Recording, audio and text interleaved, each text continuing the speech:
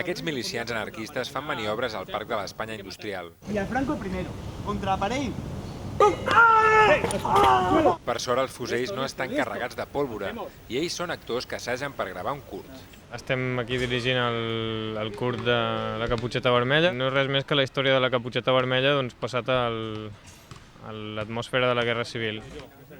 La productora que realitza el curt tot just comença a fer els primers passos i per aquest projecte s'ha autofinançat. Les armes i els uniformes els han fet ells mateixos i el resultat n'és tan fidedigne que a simple vista enganya fins i tot els més experts. I la primera vegada, això, la policia va venir i primer, clar, com de lluny semblen de debò, segur que estaven espantats o van venir a preguntar què és el que passava.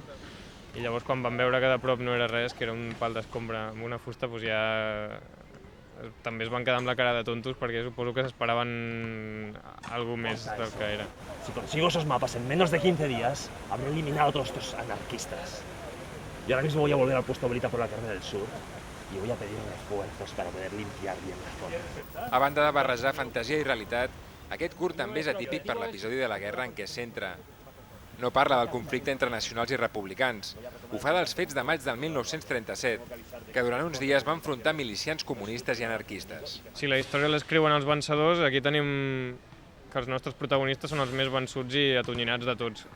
Así que estad atentos, coño. Mucho ojo y dispersaos. Amb totes aquestes pistes no és difícil d'imaginar com acabarà la protagonista, una caputxeta que en aquesta història és una miliciana del PUM. Y a Franco el primero, contra aparell.